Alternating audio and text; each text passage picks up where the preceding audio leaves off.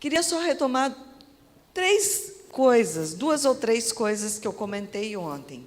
Primeiro, eu procurei trazer uma referência de um urbanista, professor, mas também urbanista. Também atuou em plano diretor, o professor Flávio Vilaça, que trazia a perspectiva do plano diretor, da lei que pega e aquela que não pega. Mas por que ele falava isso? Por alguns aspectos. Primeiro, ele trabalhava na perspectiva de que o plano, muitas vezes, ele se torna uma peça que não tem aderência à realidade, uma peça que não é revisada, ou seja, em primeiro lugar está o pensar constante sobre a cidade. O plano vai materializar isso. Então, isso é uma perspectiva, por isso que ele fazia essa crítica. A outra crítica que ele fazia de forma bastante contundente era: poxa vida, a gente cria os instrumentos via plano diretor, que compõe o plano diretor, mas até que ponto a gente consegue equacionar um problema, por exemplo, de desigualdade social ou problema de moradia popular? Fato esse bastante concreto, porque tem um outro pesquisador e uma outra professora que diz a cidade legal e a cidade real. O que acontece aqui? E acontece nos municípios de vocês, muitas vezes, o próprio colega colocou aqui, a ocupação das pessoas em lugares e em espaços irregulares, ocupação irregular em espaços do município. Porque a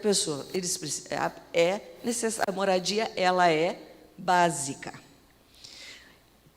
Apontando sobre isso, você tem também na história das habitações populares, muitas vezes, moradias que não casam com as características ou com as necessidades da população. Então, não há uma conta de chegada sobre as características, por exemplo, demográficas da população de um determinado município, país, uma realidade. Então, a crítica que ele faz é essa. Ponto. Fez essa crítica, agora, como é que a gente torna um plano diretor, de fato, que atenda à realidade? Aquele plano que não contém apenas condicionantes, não contém apenas diretrizes, tem que conter, ele tem condicionantes, ele vai conter desafios, potencialidades, mas ele precisa apresentar soluções concretas e precisa demonstrar como essas soluções serão aplicadas, como serão fiscalizadas. Com base no quê? Nos indicadores, com base no pensar constante sobre a cidade. Uma hora, a cidade ela vai cobrar a cidade, o ambiente, o espaço urbano. Quando a gente fala espaço urbano, a gente está incluindo aqui o urbano, a cidade, e o rural. Porque no rural, o urbano diz respeito ao modo de vida, aos costumes, à cultura, às relações socioeconômicas. Então, é uma hora, pode ser que para nós não, mas vai ter impacto lá para os nossos netos, filhos, e aí entra o quê? O conceito de sustentabilidade. Como é que a gente está pensando hoje para o futuro? Desculpa. Essa questão de moradia, hoje não existe mais a tal da casa de graça. Antigamente o governo dava a casa de graça. Hoje a pessoa financia, né? Sim, é tudo financiado, tem que comprovar a renda, e aquele que trabalha de goiás fria, que não tem como comprovar. Exatamente. Então, era isso que o professor Flávio Vilaça dizia. Não é à toa que, em Quito, no Equador, houve toda uma discussão sobre isso, sobre o empobrecimento das pessoas no mundo inteiro. E como é que a gente pode viabilizar isso? Daí, é bem interessante ler esse relatório de Quito, no Equador, e ler também algumas proposições. O professor Nelson Sauli, uma vez, conversando conosco, veio participar de um evento conosco, importante jurista, que trabalha com essa perspectiva do direito à cidade, especialmente das moradias. Então, ele faz um levantamento há muitos anos apontando as moradias ociosas. Então, há um indicador que demonstra que, apesar do Estatuto, a despeito do Estatuto das Cidades, você enfrenta ainda o problema das moradias ociosas, que não cumprem com a sua função social, em contraposição àqueles que não têm condições de assumir a moradia legal. Porque o que vai, né, como consequência, quando você compra e financia esse imóvel? Quais são as consequências? São os impostos, como é que eu vou manter, né? Como é que eu... Então, há aí uma grande distância da cidade legal e da cidade real. Tem outra agravante também. Você, conforme você dá uma casa para a pessoa, quando é uma pessoa necessitada, e houver uma denúncia, vem o Ministério Público em cima de você.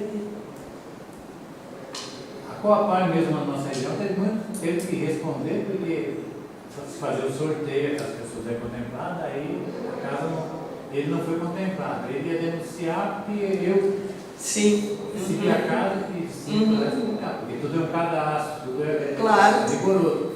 Mas se e porque é investimento público. Se a prefeitura talvez vai favorecer uma família necessitada, se tiver uma denúncia no Ministério Público, deu para aquela família, vai responder. Exatamente. Se o Ministério Público não contribui para que você... São as condicionantes legais, né? Que também não olham para essa realidade. Por isso que, em Quito, nessa discussão, o professor Nelson Sauli, depois eu deixo até um material dele aqui como referência, ele estava falando das alternativas que estão sendo discutidas, moradias compartilhadas, coisas assim que propiciar e olhar para aquela necessidade, sem contar que, por muito tempo, e isso aqui na Curitiba, em muitas cidades, as habitações não atendem às características das famílias. Então, o que acontece? Há um padrão de construção de edificação que não é respeitado. E o indivíduo ele não consegue depois tirar um alvará, tirar um documento de legalização, passar para frente essa propriedade, porque ele não tem como legalizar o que ele fez, muitas vezes, dentro do padrão construtivo, dentro do Código de Obras, dentro dos padrões de edificação. Foi muito.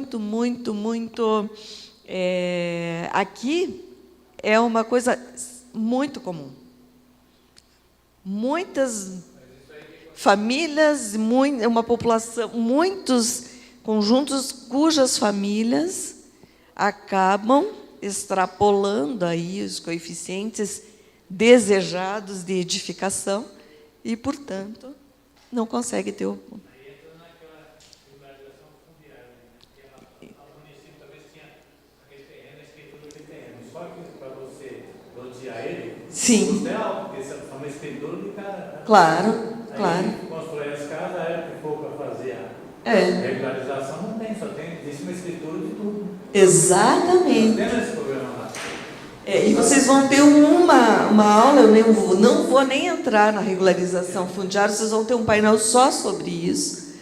E é exatamente isso, uma das distorções que acontece, né?